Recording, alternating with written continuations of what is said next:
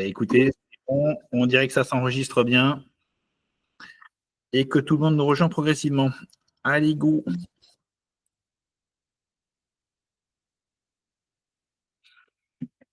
Bon, soyez les bienvenus. Bon, j'espère que vous allez bien. J'espère que l'horaire n'est pas trop tardif. J'espère que la période fiscale n'est pas trop terrifiante en ce moment. Alors, on va attendre que suffisamment de monde se connecte.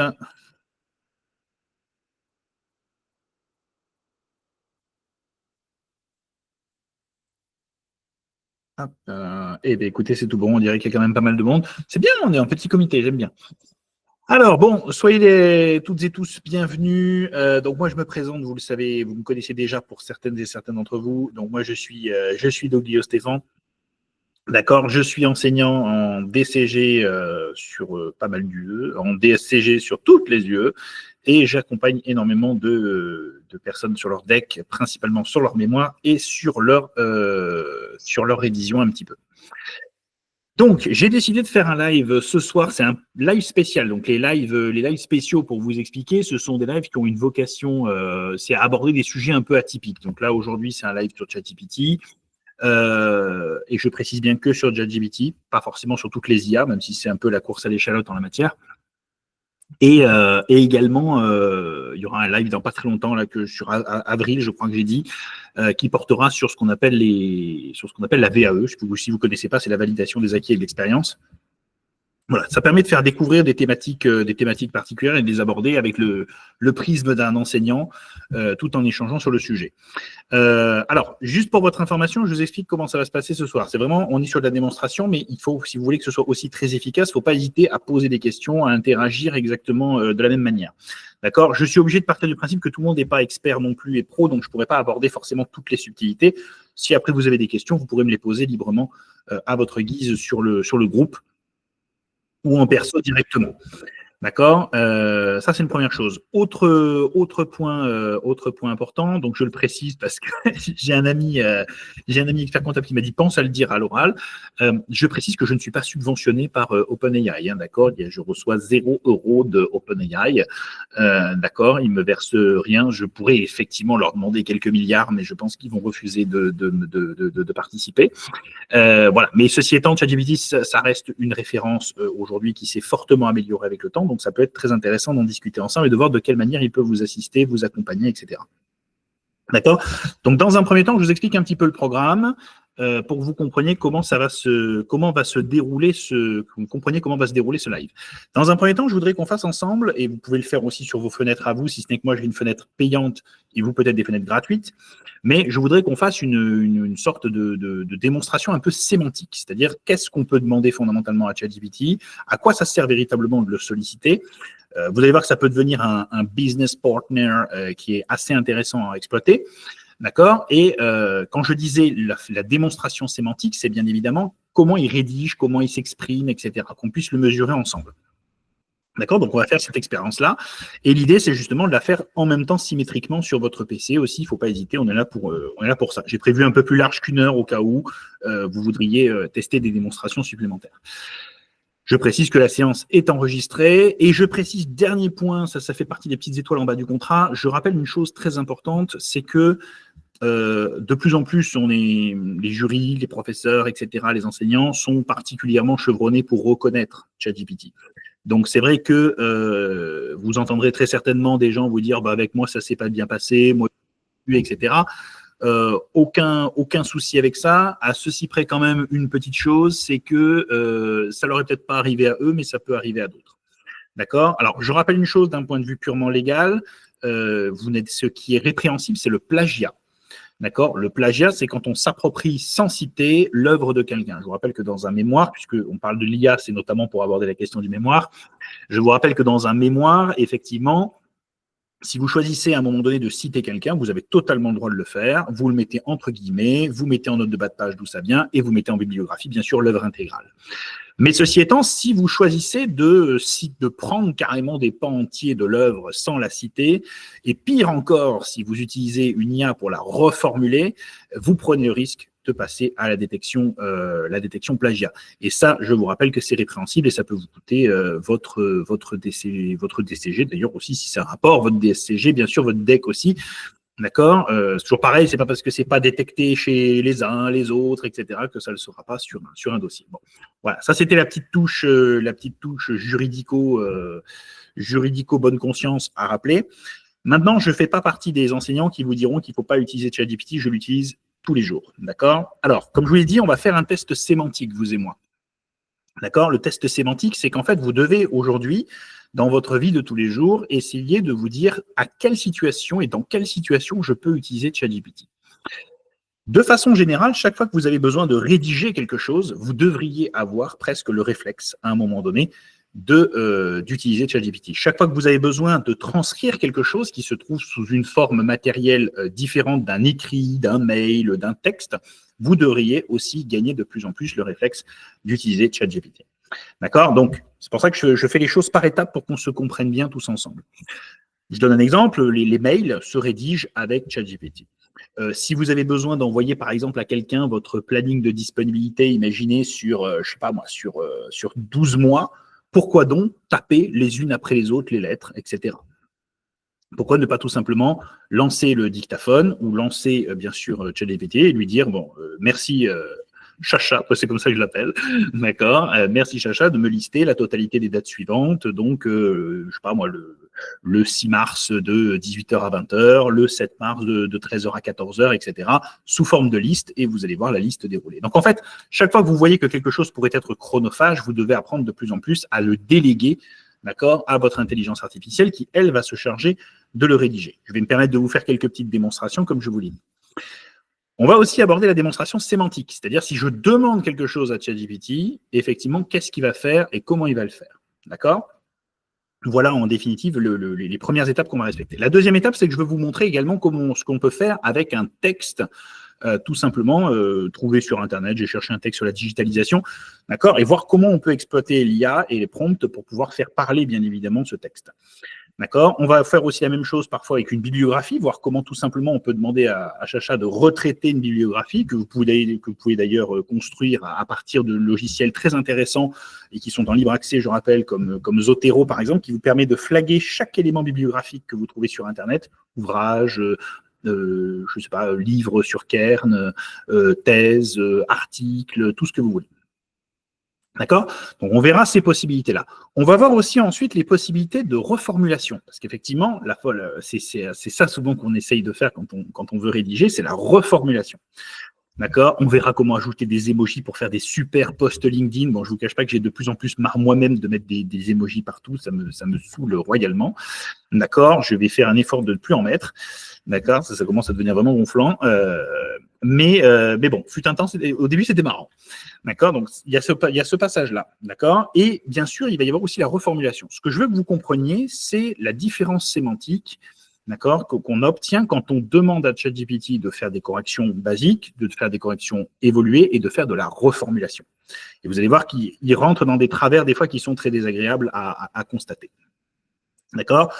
Donc voilà. Et après, bien sûr, si vous avez des questions, au contraire, plus vous posez de questions, plus ça devient intéressant de tester tout ça. D'accord? Donc, première chose, je vous avais dit ensuite, d'accord, je vous avais dit, il faut impérativement avoir votre téléphone avec vous, parce que la meilleure façon d'utiliser ChatGPT, c'est encore, bien évidemment, de le solliciter à l'oral. Vous passez tellement plus de concepts avec votre bouche que vous n'en passez avec vos doigts à taper des prompts interminables. D'accord?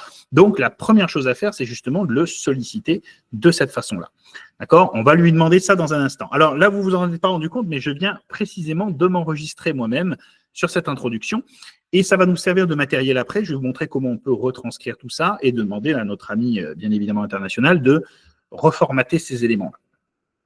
D'accord? Donc, sur ce, je termine l'enregistrement. Ça fera office de programme que je pourrai traiter tout à l'heure comme forme de texte. Alors, bougez pas 2 secondes.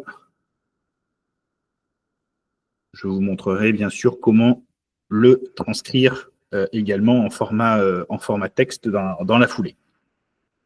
D'accord? La voix est un puissant levier pour travailler avec ChatGPT parce que vous faites passer infiniment plus de concepts humains que vous ne le feriez avec vos mains. D'accord? Donc, aujourd'hui, moi, je ne travaille énormément avec ça précisément pour cette raison-là. D'accord? Parce que ça permet de faire passer des concepts. D'accord? Ok, alors, tant que j'y suis, pendant que je vous ai tous, on est en petit comité, comme je disais, mais c'est très agréable comme ça. Est-ce que vous avez la possibilité, peut-être d'ores et déjà, de me dire quels sont les sujets que vous aimeriez traiter en particulier, les points sur lesquels vous voulez qu'on se focus? Vous pouvez me les écrire dans la conversation. D'accord? Pendant que je prépare la première partie de la démo. J'espère que vous ne jugerez pas trop cruellement mon fond d'écran. Je suis désolé, il n'a pas changé depuis la dernière fois. Hop, on va passer en mode partage. Je partage tout l'écran indistinctement, il n'y a pas de secret. Hein.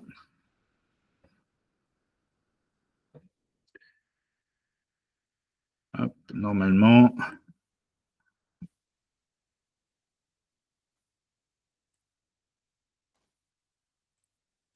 Alors, on y va. On va commencer par faire les présentations. Donc, bien sûr, notre cher et international ami Chacha, vous le voyez, il est ici. Alors là, ce que je vais faire, c'est que je vais ouvrir, comme je vous l'ai dit, je vais ouvrir une fenêtre de conversation, mais directement sur mon ChatGPT téléphonique. D'accord? Ça permet quand même beaucoup plus facilement de faire passer les concepts directement quand vous êtes branché sur la fenêtre. Alors, vous voyez, moi-même, je l'utilise tout le temps. Là, aujourd'hui, je l'ai utilisé pour faire des affiches. Je l'ai utilisé pour faire une analyse détaillée sur la partie note de jury du DSCG. Je l'ai utilisé pour faire un QCM de contrôle de gestion. D'accord? Pour traiter un cas, pour faire mes mails. Vous voyez ce que je veux dire? Enfin, on l'utilise véritablement. J'utilise véritablement tous les jours de cette façon-là. Mais je l'utilise avec ma voix. Donc, vous voyez, quand vous ouvrez un poste déjà directement ici, vous pouvez carrément y aller de cette façon-là. Donc là, par exemple, je vais lui demander, dans un premier temps, de faire une recherche, d'accord, et de me rédiger quelque chose. D'accord? Est-ce qu'il y a un thème, par exemple, qui vous intéresserait, tant qu'à faire, autant qu'on traite un sujet qui vous intéresse, comme ça vous fait écho, ça vous parle. D'accord? Est-ce que vous avez un petit quelque chose éventuellement à me suggérer dans la conversation? Vous savez que vous pouvez passer par comment ça s'appelle? Alors, ouais, effectivement, il fait toujours des phrases creuses. Alors, il fait toujours des phrases creuses, en fait, en réalité, Déborah, parce qu'il n'a pas assez de matière première. D'accord? Ça, c'est malheureusement son plus gros travers, c'est la matière première. D'accord? En fait, si vous lui demandez de reformuler les choses de cette façon-là, vous allez avoir cette difficulté. On va faire un test.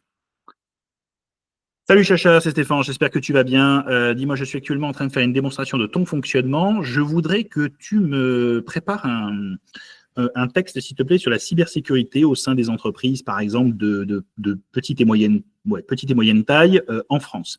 D'accord? Pour cela, je vais te demander d'aller chercher sur Internet le maximum de sources possibles, les plus actuelles, si possible, on va dire sur les 2 dernières années.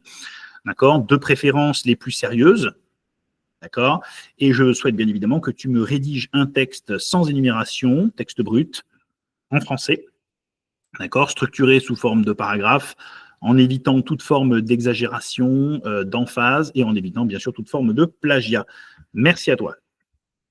Donc, vous voyez, là, je viens d'enregistrer. Alors, pour information, quand vous travaillez avec la version texte, d'accord, donc là, vous ne le voyez pas s'afficher encore parce que je suis en train de le taper, il ne faut pas que vous dépassiez plus d'1 minute. Je ne sais pas pour quelle raison, mais en réalité, au-delà d'1 minute, 1 minute 50, etc., 2 minutes de dictée, il n'y arrive pas. D'accord? Alors, attendez, on va lui demander de s'arrêter. Voilà, voilà, voilà. Alors, je vais vous montrer. Ok, c'est parfait. Maintenant, je voudrais que tu recommences la même chose, s'il te plaît, mais sans me citer, sans polluer le texte avec les sources, s'il te plaît. Voilà. Donc, effectivement, là, je lui ai demandé de rédiger. Voilà. Hop, il va me le rédiger. Voilà, voilà, voilà, voilà, voilà. On a pas mal de puissance. C'est bien. Allez. Voilà. Je refais la mise à jour tout simplement parce que là, actuellement, je suis sur ça. Donc, effectivement, vous voyez, là, il a été chercher des informations sur Internet, etc. Vous allez voir, donc, la cybersécurité est un enjeu crucial. Donc, vous voyez, effectivement, ça, c'est tout de suite un des marqueurs. Pourquoi? Parce que ChatGPT reproduit notre langage de tous les jours où on exagère beaucoup quand on s'exprime sur Internet. Vous verrez beaucoup de gens utiliser les mots extrêmement, crucial, fondamental. C'est souvent de l'exagération. C'est ce qu'on appelle de l'emphase. D'accord? C'est pour ça que je vous dis que la sémantique est importante. D'accord? Collaboration, révèle que près de nanana. Je vais essayer de lire la suite un petit peu. Il est préoccupant de constater que 70% des cyberattaques exploitent des failles humaines, souvent dues. Alors, ceci étant, la qualité du texte n'est pas si mal là pour le coup. Renforcer leurs compétences, donc vise à accompagner ces entreprises. Ces dispositifs offrent des solutions d'accompagnement, oui. Ok. En conclusion, bon, ça souvent il aime bien faire des conclusions. Il aime bien utiliser aussi des mots redondants, spécifiques, d'accord, spécifiques et particuliers. Bon, tout ça ne sert absolument à rien. Par contre, regardez ce qui va se passer, évidemment, quand je vais aller chercher ceci. Hop, je vais le mettre dans notre cher, hop, ailleurs, detect text. Alors, faites attention, ce sont quand même des solutions payantes, ce que vous voyez là. Mais bon, là, je pense qu'il n'y a pas besoin de, hein. D'accord. Vous voyez qu'effectivement, nous avons cela. D'accord. Donc, 100% AI GPT. Alors, c'est pas répréhensible en soi. D'accord. Mais ceci étant, sachez-le, ça n'aide pas forcément derrière votre jury à bien vous noter ou à tenir compte, en tout cas, ça le met sur la voie que vous avez utilisé un générateur d'IA pour pouvoir rédiger votre texte. D'accord. Ceci étant, j'ai totalement le droit aussi de demander à ChatGPT de reformuler ma voix. C'est ce que je vais faire tout à l'heure avec le petit texte que je vais vous donner. D'accord. Donc, si on veut lui empêcher de faire des phrases creuses, il faut bien évidemment l'alimenter de façon beaucoup plus dense que ça. On va faire des démonstrations, on va faire une démonstration juste après. D'accord. Donc déjà, dans un premier temps, vous voyez un petit peu comment on peut assez facilement, je dirais, détecter que vous avez utilisé quand même de l'IA. Là, c'est de l'IA à haute intensité. Malgré tout, le texte est quand même qualitatif, vous voyez ce que je veux dire? Ok. Mais c'est vrai qu'il faudrait que je lui fasse encore un prompt supplémentaire pour lui demander de ne pas utiliser les termes qu'il a pour l'habitude d'utiliser. D'accord. Ok. Ceci étant, pour un premier rendu brut, vous voyez ce que je veux dire, ça vous donne quand même de l'idée, ça vous donne des éléments intéressants. D'accord. Bien. Maintenant, deuxième élément intéressant. Donc là, vous voyez, il m'a fait une première recherche, etc. Je peux lui demander de m'extraire les informations, bien sûr, sous forme de liste bibliographique avec les liens des sites internet, d'accord, pour être sûr d'être totalement d'équerre. Et si j'ai envie de citer des passages, je peux tout à fait m'en inspirer sans être sans me mettre en situation de risque vis-à-vis du plagiat. D'accord. Maintenant, je vous rappelle, autre intérêt, bien sûr, du dispositif toujours, je peux lui demander sur la base d'un travail quelconque, par exemple, et c'est pour ça que j'ai besoin que vous m'alimentiez en idées, est-ce que quelqu'un aurait, par exemple, un sujet à traiter, par exemple, un sujet de mémoire, quelque chose comme ça, qu'on pourrait essayer de lui demander de développer, moyennant un petit peu d'alimentation en idées. N'hésitez pas à rédiger ça, si vous voulez bien, à l'intérieur de la conversation, comme ça, je vous l'ai dit, ça fait vibrer un peu la discussion. Maintenant, tant que j'y suis, on va voir un petit peu ce que ça donne quand on l'alimente aussi. Vous voyez, je charge depuis l'ordinateur. Ici, je vais chercher, je vous ai mis un test document académique. C'est un élément de thèse. Je peux effectivement lui faire manger ça. Là où vous prenez un risque très important, c'est si vous lui demandez de reformuler un texte qui vient de ce document. Parce que vous ne connaissez pas son algorithme de reformulation. Vous ne savez pas comment il reformule véritablement. Si ça se trouve, non seulement ça va sonner IA, mais ça peut surtout sonner plagiat. Et ça, par contre, ça va vous coûter beaucoup plus cher. Donc, il ne s'agit pas d'utiliser ChatGPT pour faire de la reformulation de texte. D'accord. Et je vous prie de faire très attention. Je sais qu'il y a certaines personnes qui ont la tentation souvent d'aller chercher des solutions, vous savez, de rédaction.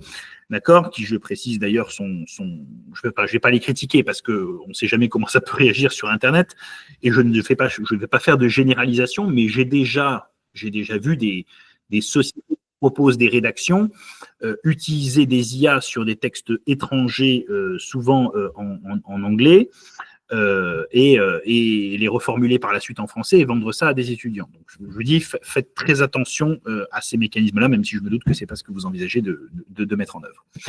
Quand on regarde ce document-là, donc là, regardez, je vais carrément demander un prompt à Chacha.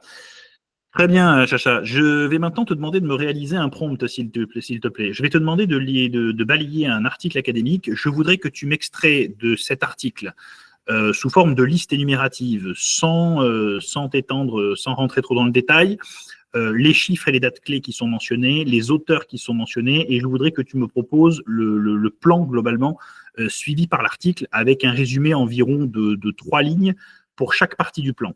Est-ce que tu comprends ce que je demande?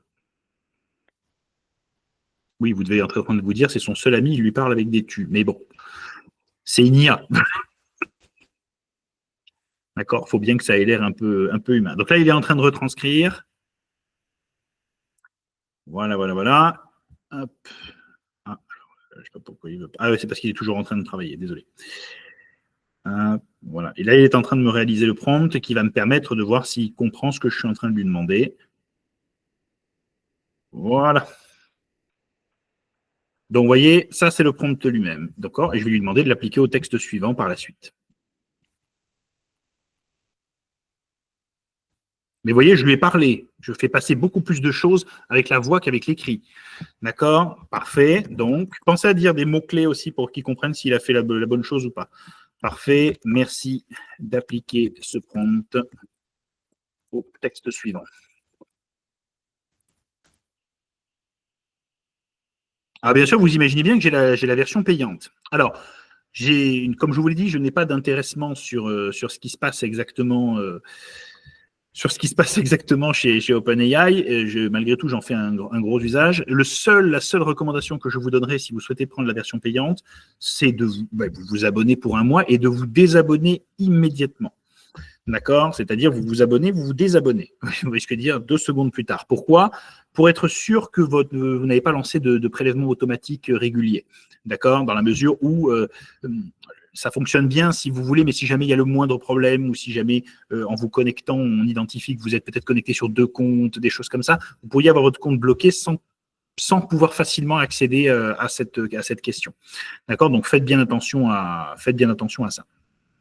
D'accord? N'hésitez pas à m'alimenter en sujet. J'attends un sujet peut-être si vous avez un sujet de mémoire pour vous faire une démonstration sur l'utilisation qu'on peut en faire.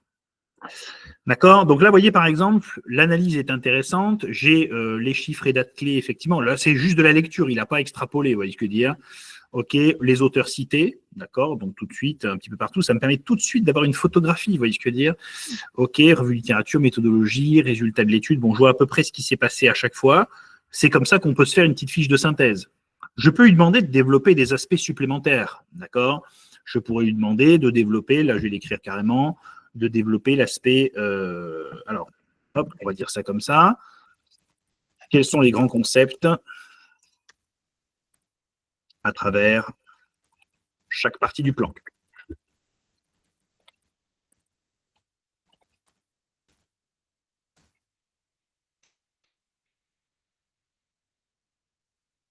Voilà, évolution des métiers. Bon. Vous voyez, donc je suis capable très rapidement, sans avoir besoin de passer un temps fou à lire l'ensemble, de savoir si déjà le document en question répond à ce que je souhaite. Si je suis étudiant et que je ne connais pas encore bien mon sujet, je suis capable, vous voyez, les 5 V du big data.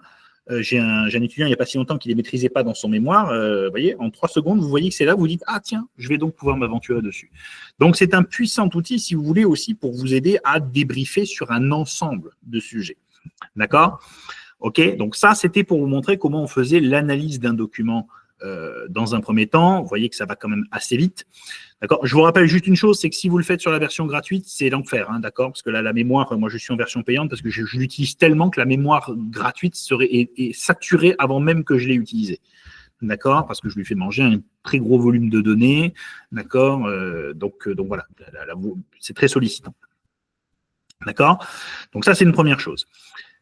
Ensuite, vous vous doutez bien, vous allez peut-être me dire, mais est-ce qu'on ne peut pas s'en servir pour faire des recherches aussi? D'accord? C'est là où ça devient un peu plus difficile parce qu'en matière de recherche, on va lui faire un prompt là qui peut effectivement l'inspirer un petit peu. En matière de recherche, on peut lui demander de faire des recherches sur un thème donné. Alors, je ne sais pas si vous en avez un là comme ça de thème. Comme je vous l'ai dit, il ne faut pas hésiter à alimenter un peu la discussion. Est-ce que vous verriez un thème intéressant? Là comme ça, qui vous percuterait un peu. Vous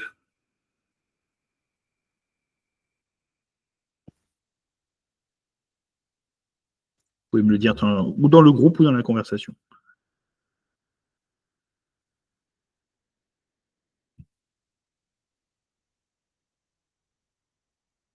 Ou peut-être dans le groupe. C'est vous qui voyez. Alors, je vous écoute, Déborah. Lequel? Ça va être vous notre bêta testeuse. On va y arriver.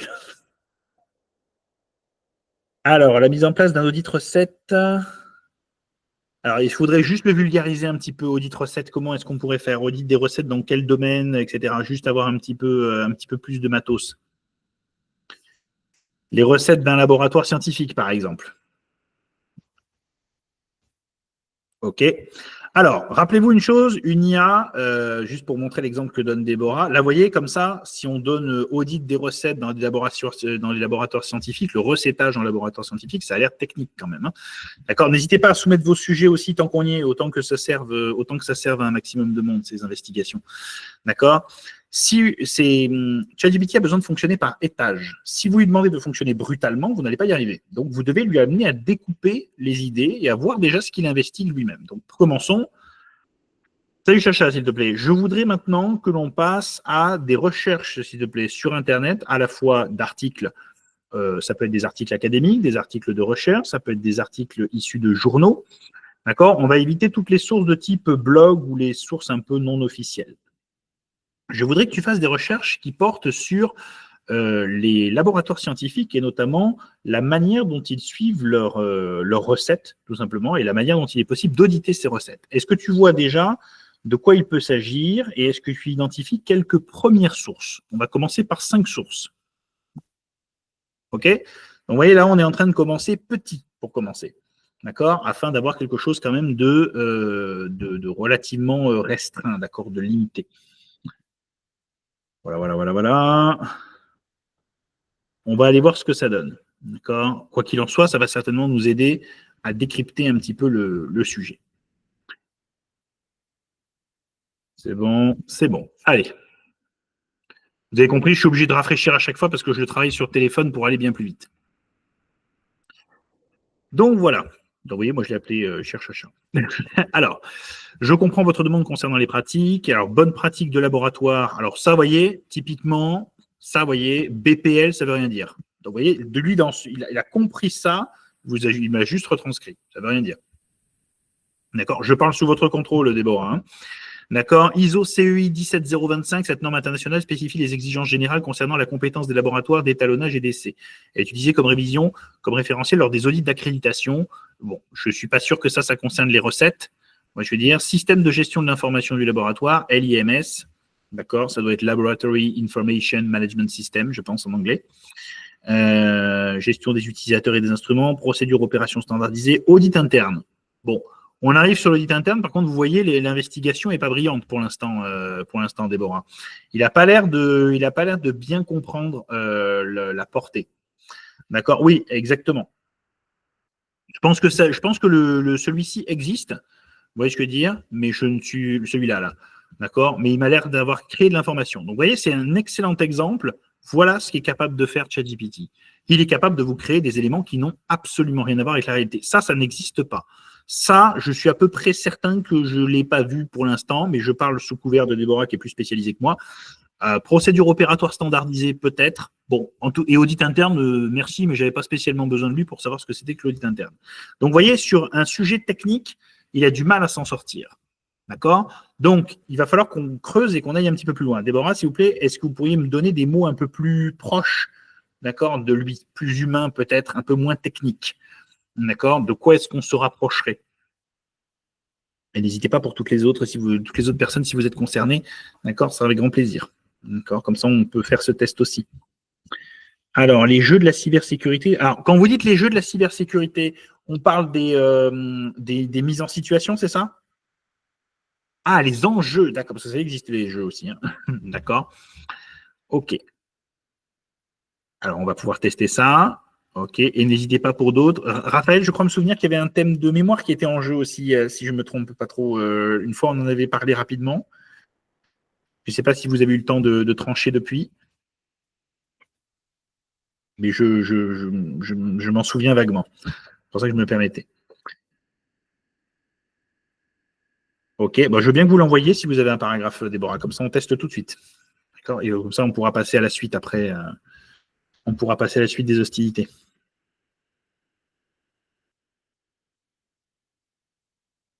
Si vous voulez l'envoyer. Alors, ça peut, ouais, ce serait parfait. Alors, allons-y. Mais n'hésitez pas à le copier. Ah, c'est un texte source, c'est ça dont vous parlez? Alors, Nelson, on va s'y mettre, si vous voulez bien, pendant ce temps. Je vais peut-être ouvrir un deuxième front, parce que sinon, je pense qu'il va se mélanger. Vous voyez? Hop.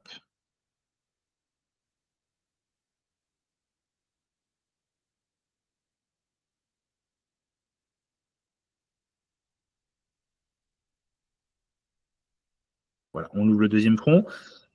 Salut Chacha, je voudrais maintenant que tu me fasses des recherches, s'il te plaît, sur la cybersécurité dans les petites entreprises. Ce pourrait être par exemple les cabinets d'expertise comptable. Et je voudrais notamment que tu me proposes, par exemple, dans un premier temps, les notions clés qui entourent ce sujet-là. Merci.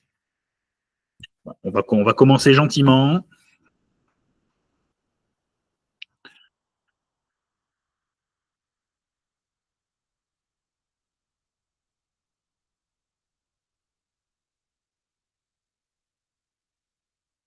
Voilà, ça arrive.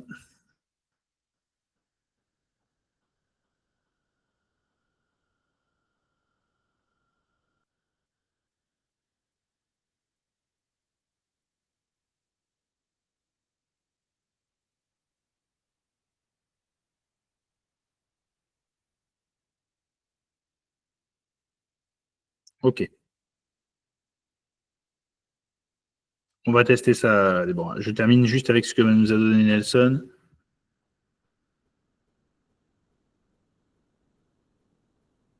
Alors, je vais vous montrer, Nelson, comment on peut faire à partir du sujet que vous nous avez donné pour essayer de formater un premier plan. Attention, je n'ai pas dit que c'était le genre de plan qu'on envoyait directo au rectorat ou autre chose. Pas du tout. C'est juste histoire de se donner un ordre d'idée. C'est à ça que ça sert aussi, ChatGPT, se donner un ordre d'idée. D'accord? Donc, on fait la démonstration ensemble. D'accord? Donc, déjà, je lui ai demandé, premièrement, je lui ai donné l'opportunité de me donner un peu de détails. Vous voyez, cybersécurité, PME et experts. Bon. Je ne suis pas sûr qu'il ait perçu la totalité, mais voyez, en l'occurrence, il me sert déjà quand même pas mal de choses. Confidentialité, intégrité, disponibilité, les différentes menaces, etc., etc., etc. Pourquoi pas? On voit qu'il y a les concepts d'IAM, hein, donc ça existe vraiment. Hein. Identity Access Management, d'accord? Les VLAN aussi, RGPD, VPN, tout ça, tous ces éléments-là. D'accord? Donc, ce qui serait intéressant maintenant, ce serait de lui proposer, alors je vous rappelle, hein, si vous travaillez sur un mémoire de DSCG, je vous rappelle à comment, ou voire même un mémoire de master en général, on a toujours plus ou moins la même architecture. Il nous faut des concepts, il nous faut de la technique et il nous faut des impacts métiers. D'accord? Et dans la deuxième partie, généralement, il nous faut, vous le savez, une partie, comment est-ce que je peux dire, enquête, construction de l'enquête et préconisation. OK? Donc, on va y aller. Merci pour ces premières recherches. J'aimerais maintenant que tu me structures un plan ou une ébauche de plan qui doit être structuré en 2 parties. Chaque partie doit contenir 3 chapitres. Chaque chapitre doit contenir 3 sections. Merci de ne pas rentrer dans le détail des sections pour le moment. Je voudrais que dans un premier temps, la première partie comporte un chapitre 1 portant sur les principaux concepts qui entourent la notion de cybersécurité et de cyberrésilience. Dans un deuxièmement, je voudrais qu'on aborde les aspects techniques qui permettent de lutter contre les cybermenaces. Et dans un chapitre 3, les aspects métiers, autrement dit, la manière dont tout ceci est géré au sein d'un cabinet d'expertise comptable ou peut être géré au sein d'un cabinet d'expertise comptable. Pour le chapitre 2, pour la partie 2, il faudra cette fois-ci aborder la question des méthodes d'enquête qui sont possibles dans un chapitre 1. Dans un chapitre 2, la manière dont il est possible de construire les guides d'entretien et autres. Et dans un chapitre 3, la partie préconisation. Merci de respecter le plan communiqué. Voilà, une fois de plus, je n'ai pas dit que c'était Légion, hein, d'accord? J'ai juste dit que c'était effectivement une piste de travail. On va pouvoir s'orienter dessus. D'accord? Alors, vous ne le voyez pas, il était déjà en train de bosser.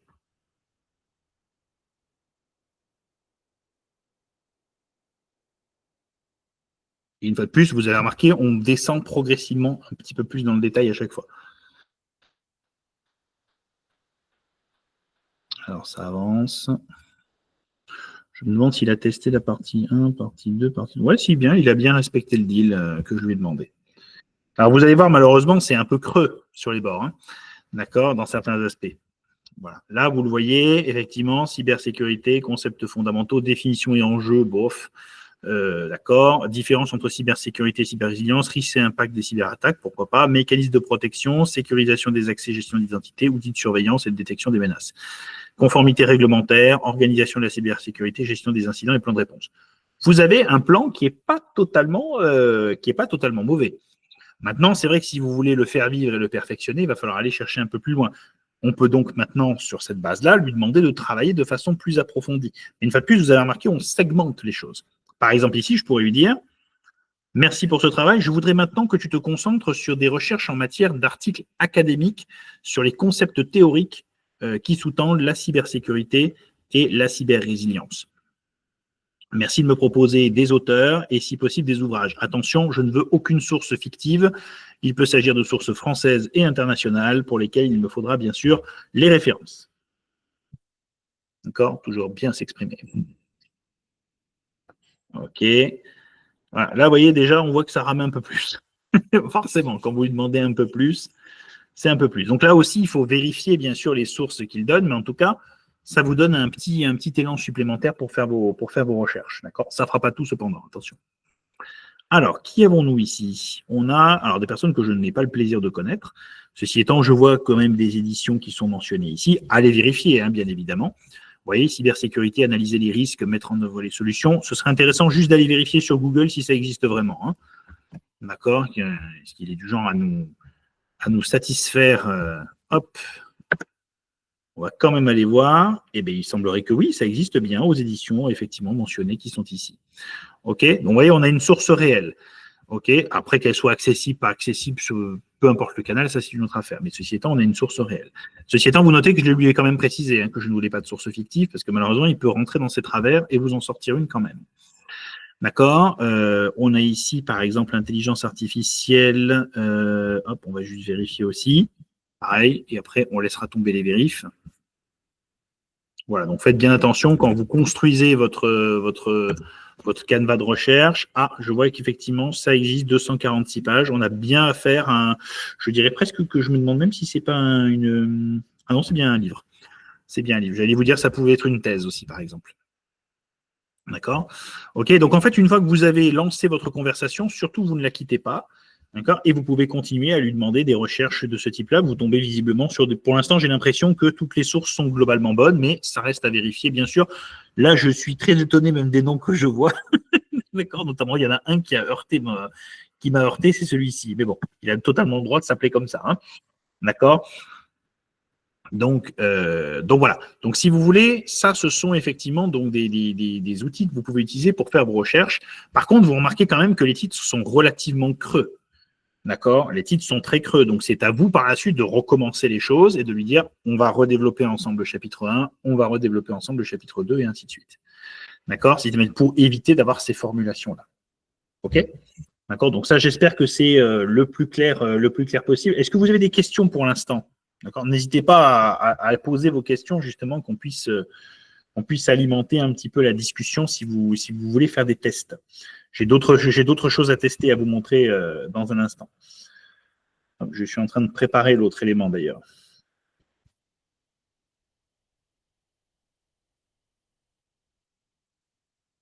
Hop, voilà. Ça arrive. Alors, je pouvais pas le faire jusqu'ici sur le PC où je me trouve parce que ça n'y était pas. Je vais vous montrer un élément un peu plus étendu, notamment pour travailler du texte.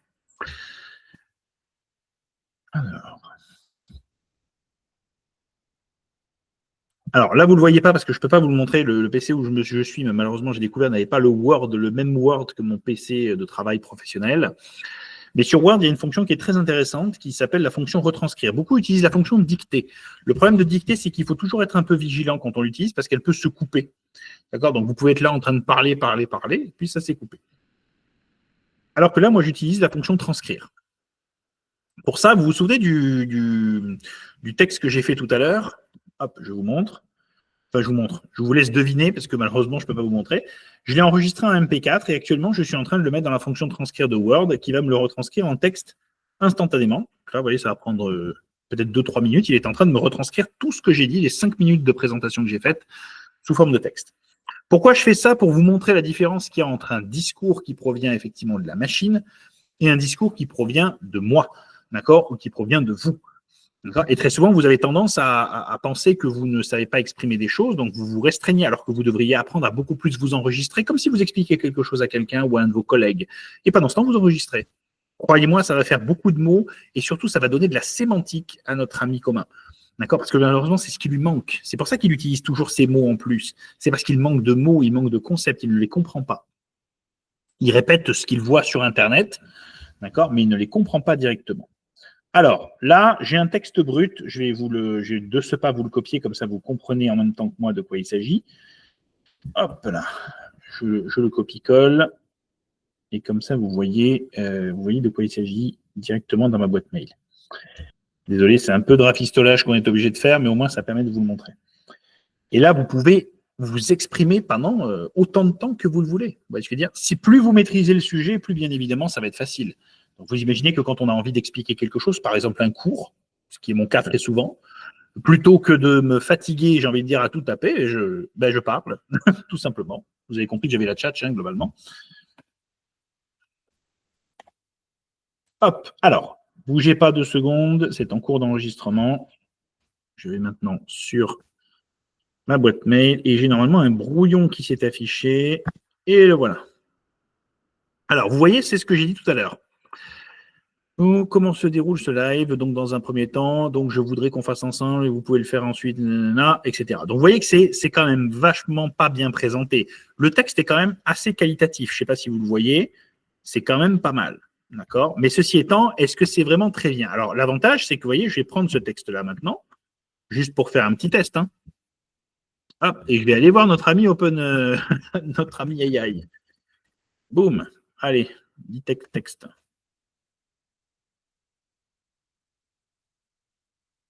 Voyez. Vous voyez ce qu'il y a là? 0% AI. Forcément, ça peut être qu'un humain qui parle comme ça. D'accord? OK, maintenant, regardez ce qui va se passer. J'ai fait un très bon texte de présentation. Bon, après, vous pourriez vous dire, ouais, mais nous, des fois, on s'exprime mal, on met des E, des A. Ben, pas grave, c'est pas grave. De toute façon, quand vous avez des blancs, j'ai envie de dire, la conversation ne filtre rien. D'accord? Maintenant, qu'est-ce que je vais demander? Je vous montre, comme ça, vous voyez l'application brute. Alors, on y va. Oui, salut Chacha. Je vais te confier un texte, s'il te plaît. C'est un texte que j'ai moi-même rédigé. Je voudrais que tu corriges simplement l'orthographe, la grammaire, la ponctuation. Je ne veux en aucun cas que tu altères le texte ni dans le fond, ni plus que ça dans la forme, à part bien sûr pour les questions de ponctuation. Merci de faire ça pour ce texte-là, de le garder en français, de n'effectuer aucune énumération et de ne rajouter aucun apport extérieur. Je te donne le texte dans un instant. Est-ce que les instructions sont claires? Voilà. Donc là, bien sûr, on passe en mode prompt. Voilà, donc là, il va me dire que oui. Oui, tout est clair, Stéphane, envoie-moi. Voilà. Une fois de plus, comme vous le savez, hein, toujours interface téléphone et or. Voilà, oui, tout est clair. Donc maintenant, qu'est-ce que je vais faire? Je pense que je peux bien. Donc, voici le texte. Vous allez comprendre pourquoi je vous dis ça. Vous voyez, je l'ai mis entre guillemets.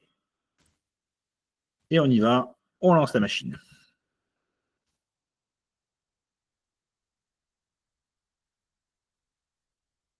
Alors, bien sûr, ça n'interdira pas de faire quelques petites modifs, hein, quand même. Mais regardez un petit peu, il a compris que c'était des questions dans un premier temps, donc je voudrais qu'on fasse ensemble. Et vous pouvez le faire aussi sur vos fenêtres à vous, si ce n'est pas moi, donc j'ai une fenêtre payante, etc., etc. On voit maintenant que vous avez remarqué qu'au niveau syntaxique, on n'est pas totalement encore sur quelque chose de très fiable. Ceci étant, il n'a pas modifié mon texte. Vous voyez, il n'y aura pas de crucial, de spécifique, de tout ça. D'accord? Ça forme une base quand même assez qualitative. Et il a surtout détecté où mettre les virgules.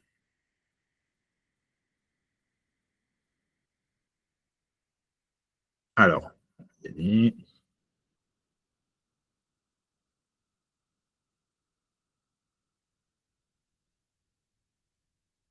et vous remarquez qu'il n'a pas trop de difficultés à s'exprimer puisque je ne lui demande pas de réfléchir, je lui demande juste de retranscrire.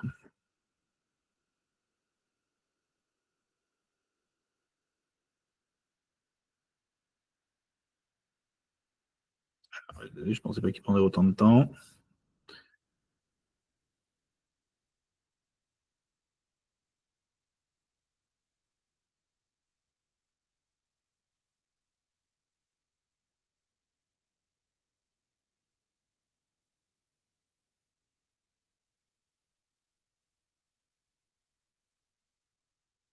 Voilà. Vous voyez la densité quand même de texte que c'est capable de produire. D'accord? Et il n'y a pas eu plus que ça. Alors, j'ai respecté strictement la consigne, effectivement, je pense qu'il l'a parfaitement respecté. Le texte tout entier a été produit. On va juste aller vérifier, comme je vous l'ai dit pour l'instant, ceci.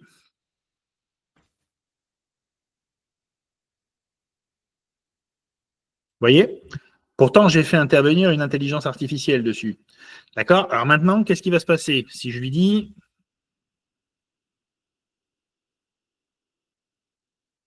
Non, normalement, il n'est pas enregistré. OK, mais c'est pour ça qu'on vous dit de faire très attention quand vous utilisez faut utiliser des organismes sérieux. Je ne vais pas faire de publicité pour des marques, mais il y a des organismes très sérieux qui scannent vos mémoires. Vous pouvez faire appel à eux, mais n'allez pas chercher le truc gratuit, pas cher, tout ça qui vous dit que ça coûte rien parce que vous ne savez pas ce qu'ils font de vos données. Si ça se trouve, il les stocke sur des bases, effectivement. D'accord. Par contre, l'organisme sérieux, bah, il y en a un, ça commence par un C, hein, qui est référence et qu'on utilise même dans les écoles. Vous pouvez être certain qu'eux font du travail très sérieux et vous fournissent un rapport complet sur l'utilisation, la suspicion d'IA et sur bien sûr le plagiat. D'accord. Je rappelle que plagiat, alors c'est sûr s'il y a 1% qui s'affiche des fois, bon ça ce sera pas d'accord, ce sera pas trop le problème. Alors maintenant regardez ce qui se passe quand on change la sémantique. Maintenant je vais lui dire parfait, mais je trouve que certaines phrases ne sont pas bien formées. Et c'est là que ça va commencer à devenir embêtant. Penses-tu pouvoir corriger légèrement la syntaxe sans altérer le texte? Oui, la syntaxe, bien sûr, Stéphane. Voilà, sans altérer le texte et sans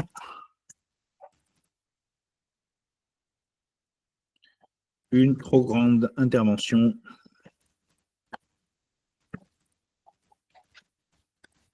de l'IA.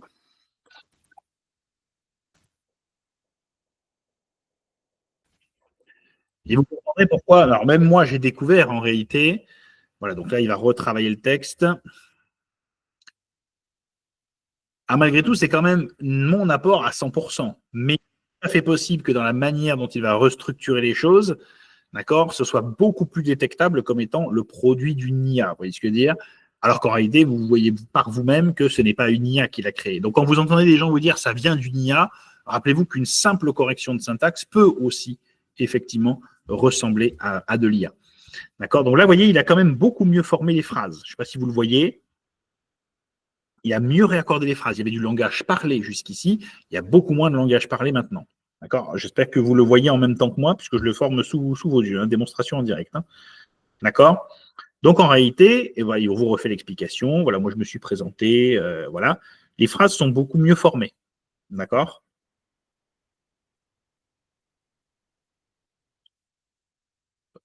Hop. Et on va pouvoir aller le tester dans un instant justement pour voir ce que ça donne. Alors que certains textes vont effectivement être absolument pollués à 200% par de l'IA. Donc ça va se voir à des kilomètres. Voilà. Alors là, normalement, il y a une restructuration effectivement un peu plus importante et une plus grande intervention de l'IA. D'accord. Ah. Allons-y. Dernier petit test.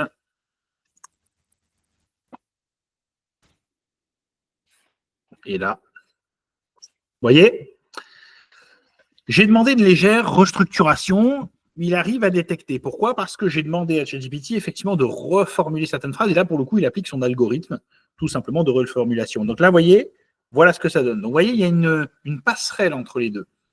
D'accord. Moi-même, je ne vous le cache, je m'en cache pas, hein, je le dis à tout le monde, même les mémorialistes avec qui je travaille, quand j'ai envie de rédiger des grandes quantités de textes à partir de mes connaissances, à partir des sources que j'ai pu utiliser, etc., c'est moi qui vocalise exactement comme je l'ai fait sous vos yeux. Vous voyez ce que je veux dire?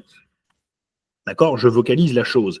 D'accord, il y a mes concepts, etc. Bien sûr, la ponctuation, parfois, c'est un carnage, mais ceci étant, derrière, c'est mon texte. D'ailleurs, vous voyez, même quand on demande à INIA de le reformuler légèrement sans altérer le sens du texte, vous obtenez un texte qui n'a seulement que 21% de chance, qui est considéré globalement à 80% comme étant de source humaine. Alors que vous avez vu la formulation IA de tout à l'heure, on était à 100%.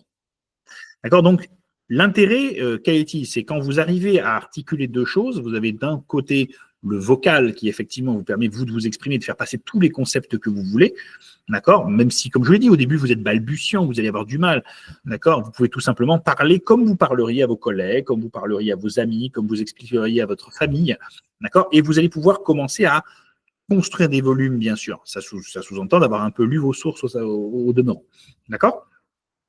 Ok, voyez un petit peu la démonstration d'ensemble. Voilà comment lui le fait. Après, c'est tout à fait possible. Vous voyez, il vous l'indique ici. Il vous dit voilà où je soupçonne qu'il y a effectivement l'utilisation d'une IA. D'accord. J'ai pas fait de recherche pour voir s'il m'avait pas mis du crucial quelque part. Non, il me l'a pas mis. Du spécifique. Non, non, il l'a pas mis non plus. D'accord. Non, pour l'instant, j'ai pas l'impression qu'il m'est embêté sur ces points-là. D'accord. Ça marche. Vous avez compris un petit peu la mécanique d'ensemble entre les deux.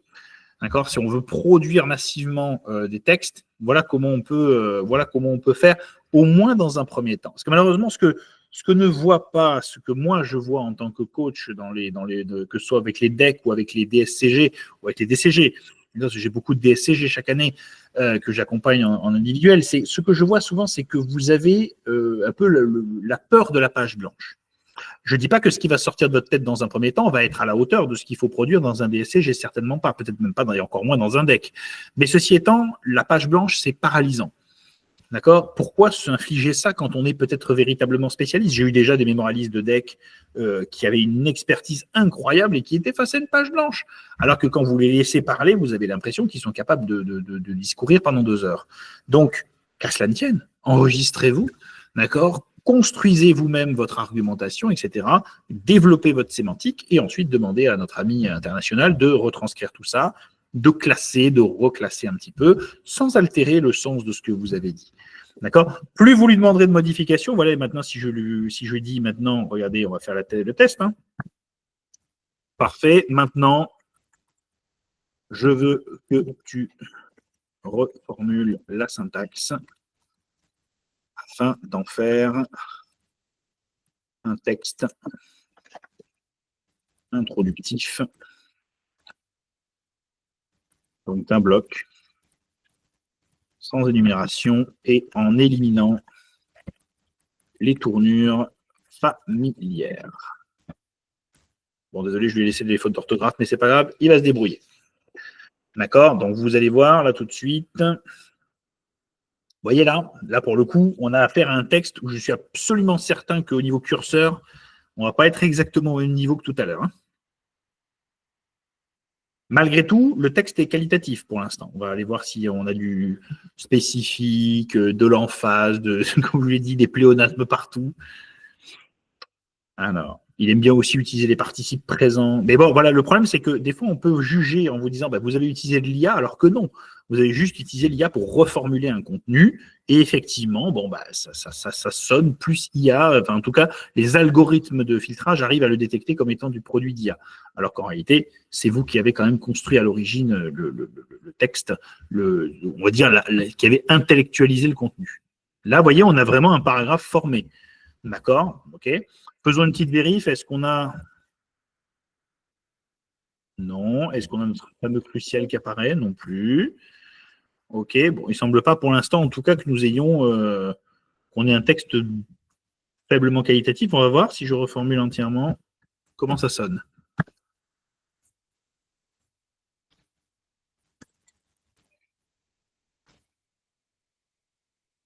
Et voilà. Là, c'était sûr. OK. Parce que là, l'algorithme a été utilisé et c'est souvent le même algorithme qui est utilisé pour reformuler les phrases. D'accord? A pour objectif d'explorer l'utilisation et son potentiel en tant qu'outil. Dans un premier temps, il s'agira de réaliser une démonstration sémantique permettant de comprendre. Il s'agit d'évaluer sa capacité. Cette démonstration pourrait être utilisée simultanément. Il faudrait que je vois s'il y a des éléments qui moi-même me mettent sur la voie. Le principal enjeu demeure donc le respect des règles d'hésitation, l'évitement du plagiat. Ouais, l'évitement du plagiat, oui, d'accord. Ça se dit pas trop, l'évitement du plagiat. Ok, il est tout à fait possible d'intégrer des extraits. Ah, je trouve qu'il n'est pas si facilement discernable que ça, quand même. Mais bon, il faut dire aussi qu'il y a un gros apport personnel, vous voyez. Développer une approche stratégique, etc. Notamment la reformulation des textes. J'essaie de voir s'il y a quelque chose qui me mettrait sur la voie si je l'avais sous les yeux. Pour l'instant, j'ai pas tant l'impression que ça. Hein.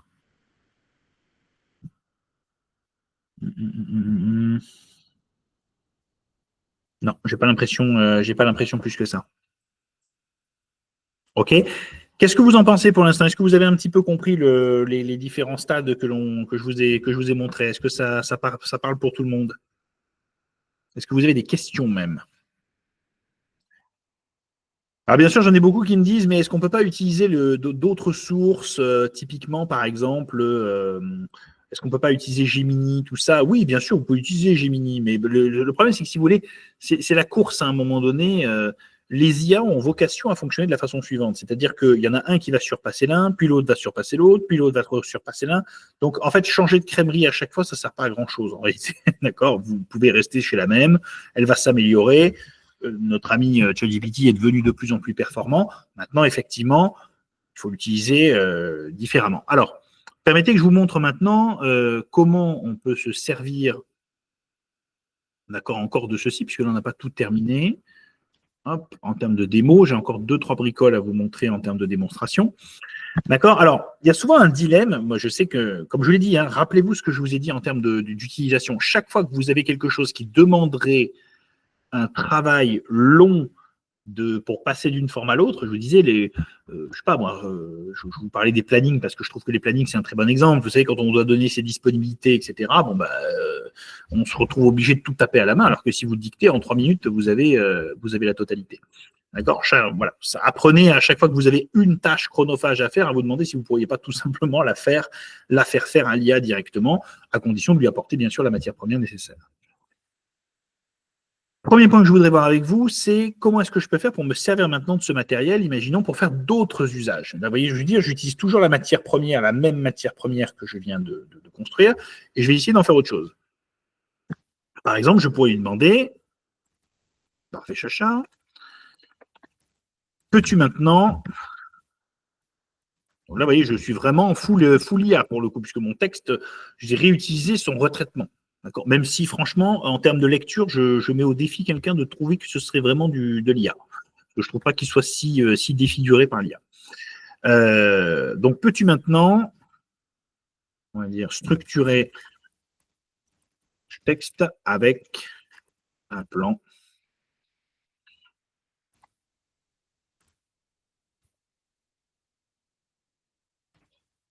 Voilà, j'ai repris toujours mon texte à moi, vous voyez ce que je veux dire?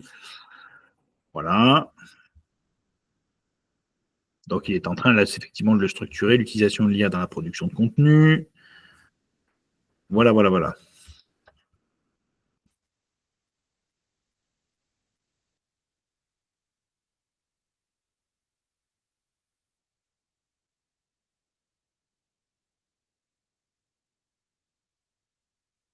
Il se débrouille pas trop mal, hein, quand même, hein, pour me trouver mon plan. OK, donc là, c'est le plan de mon propre texte. Vous voyez ce que je veux dire? Je suis en train de le triturer dans tous les sens, d'accord, pour qu'il me fournisse effectivement un plan qui est tout à fait bon d'ailleurs, puisque c'est exactement le plan que j'ai utilisé. Démonstration, c'est exactement le plan de présentation que je vous ai fait aujourd'hui. Capacité de reformulation, d'optimisation, intégration dans les pratiques quotidiennes, etc., etc., etc. Voilà. Donc, vous voyez, mais tout ça parce que je lui ai apporté quelque chose. Vous voyez ce que je veux dire? Je lui ai apporté un élément très intéressant. Donc en réalité, ça transfère, si vous voulez, très souvent vous avez une certaine, je dirais, une certaine anxiété vis-à-vis de la rédaction, alors qu'en réalité, votre vraie anxiété devrait se situer plutôt dans l'assimilation des informations. D'accord? Vous pouvez effectivement passer des articles à la moulinette de ChatGPT, lui demander effectivement de vous montrer un petit peu où sont les subtilités dans les articles, lire ceux qui en valent la peine, et quand vous avez acquis une maîtrise satisfaisante du texte, pourquoi vous embêter à essayer de tout taper si effectivement vous avez cette difficulté?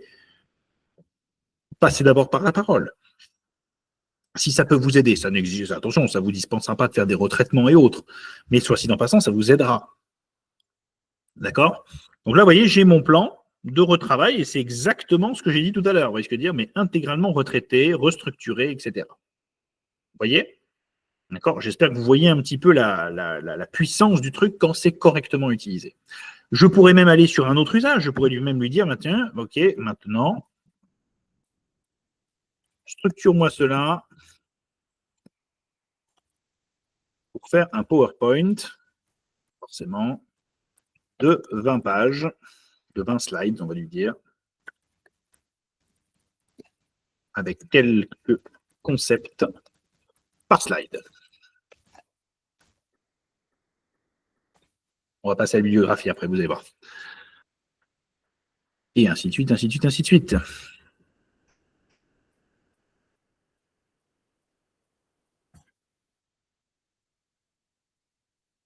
Voilà, voilà, voilà. Bon, là, je lui en ai demandé 20, j'ai peut-être été un peu extrême. Du coup, il va mettre 10 plombs à me le faire.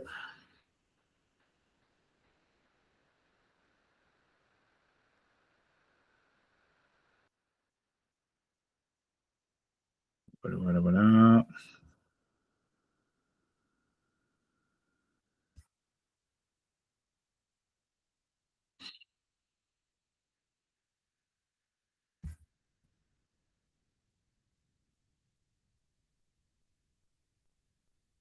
Désolé pour la longueur, mais comme je lui en ai demandé 20, vous imaginez bien que c'est un exemple, une fois de plus, hein, d'accord. J'ai préféré le faire avec un exemple, un texte propriétaire pour qu'il n'y ait pas d'ambiguïté. Je ne voulais pas que quelqu'un puisse dire que j'ai procédé différemment.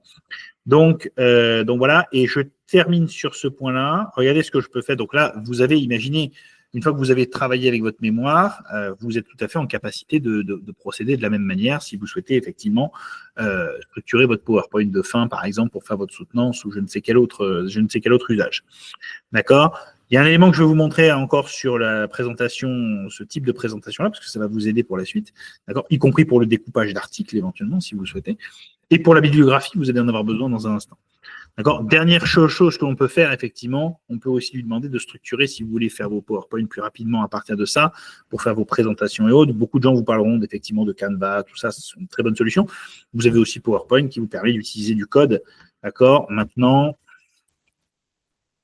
peux-tu me transformer cela en code, en code VBA pour PowerPoint. Et je vais vous montrer ensuite le dernier traitement que je voudrais vous montrer aujourd'hui, c'est celui qui porte sur la bibliographie. Je pense que ça pourra vous aider pas mal. Est-ce que vous avez des questions particulières? N'hésitez pas, on est en petit comité, donc c'est le but, c'est d'en profiter. Alors ça fait un peu peur me présenter comme ça, mais en réalité ça va très très vite. D'accord? Il vous suffira en fait tout simplement d'intégrer ça directement dans PowerPoint pour avoir le PowerPoint qui s'affiche avec toutes les slides et les bons contenus à l'intérieur. D'accord? Voilà, voilà. Donc ça, bon, je vais peut-être l'interrompre dans un instant, hein, c'est histoire de vous montrer. Ok, on peut effectivement lui demander de procéder comme ça. Et puis voilà. D'accord.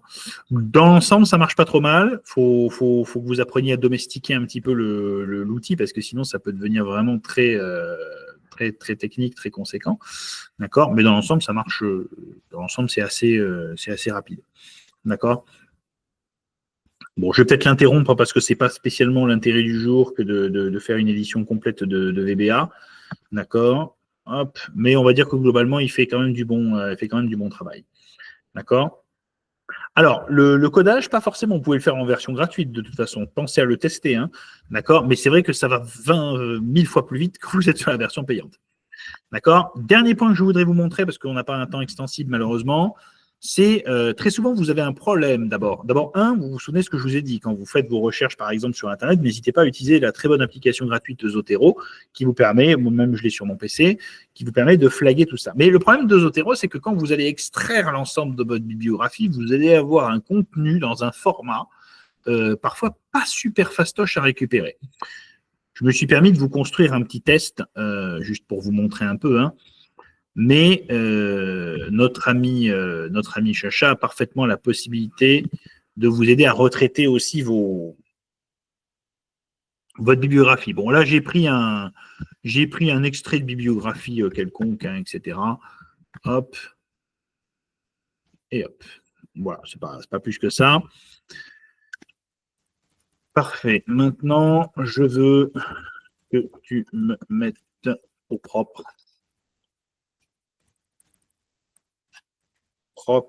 cette bibliographie. Ouh là là là là là là, bibliographie en norme APA, qui est globalement la norme la plus utilisée. Il y en a d'autres qui sont utilisées en recherche en norme APA.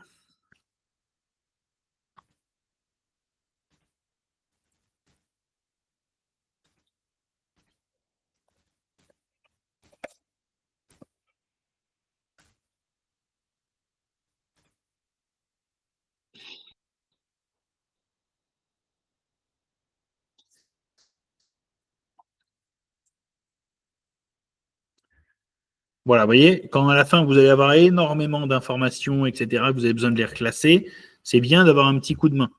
D'accord? Tout ce qui est répétitif et qui ne demande pas vraiment d'intelligence, pourquoi donc se fatiguer à le faire manuellement alors que vous pouvez avoir une aide qui vous est fournie?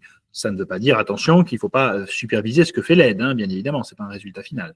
Mais ceci étant, c'est intéressant d'avoir tous les éléments. Ça peut être une bibliographie sur un thème, puisque c'était le thème, je pense que c'est les thèmes de la CSRD, vous savez, la Corporate Sustainable Reporting Directive, qui a été un peu modérée ces derniers temps.